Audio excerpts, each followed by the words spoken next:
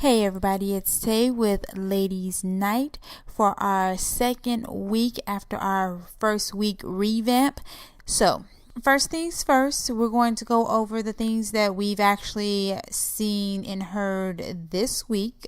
First and foremost, I want to go over the NFL injuries. I'm not going to go into the players' names, but it seems like the NFL is, from my understanding, having a lot of injuries this season. We have running backs, we have wide receivers, we have teams like the 49ers missing players, the Rams missing players, we have the Redskins missing players, the Saints, the Dolphins, the Vikings, the Jaguars, the Giants, the Cardinals. There's so many players either injured and out or injured and playing. Patriots, Panthers, Broncos, Titans, the Lions. I mean, that's almost the entire NFL. Now, I get that this is a man's sport and it's a dangerous sport, so to speak, but the question that we posed this week was, is this touch sport too dangerous, or are they becoming soft? So, dangerous in the aspect of what I was just talking about. There's every team almost has at least one player out or at least two players playing with known injuries.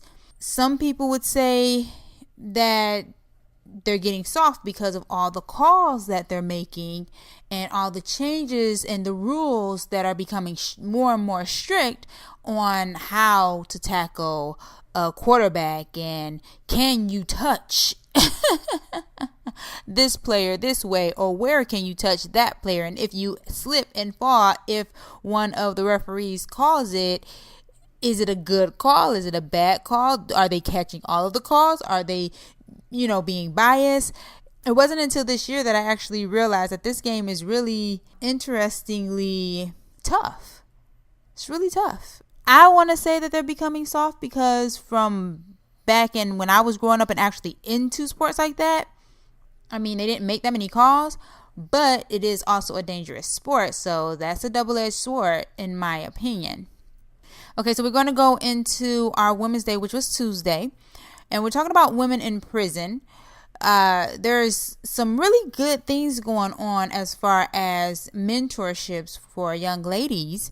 And particularly, we're looking at Connecticut starting a program with their older inmates to help the younger inmates to reduce the likelihood of these young ladies actually returning to prison, which I think is a really good program.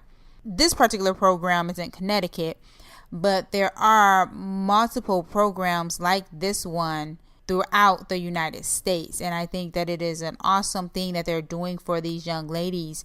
They say that the prison rate for men is actually changing, but the prison rate for women we're still working on. It's actually on a rise. So these programs that multiple states are trying to get into as far as helping the younger generation to not repeat like the older generation has is very beneficial. I think that it's a good start for future generations and the prison system.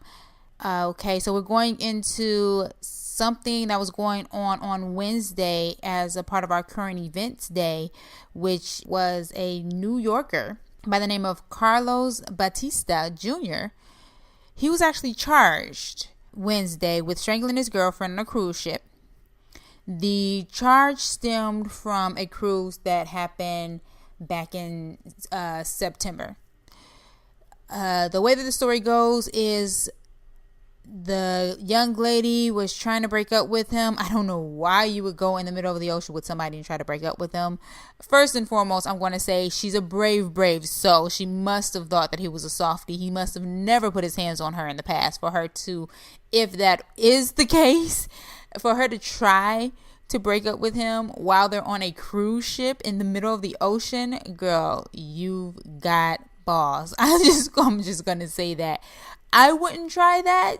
I would definitely wait until I'm on dry land. But hey, to each their own. There are multiple witnesses who state that they seen him dragging her down the hall and she's screaming and yelling like something from a movie. I would not be surprised if this did not become a Lifetime story in the end, because the scene as I visualize it is just ridiculously something that I would have thought I would have only seen on a movie. But I believe that all movies come from somebody's experience, so I would not put any movie past anybody. That goes from the most gruesome to the most silly. I definitely wouldn't. But he was finally charged for those charges that were brought up on him in September. They finally got that together, and he was actually charged with strangling his girlfriend Wednesday. It's a sad story because domestic violence is never funny. I do not promote domestic violence.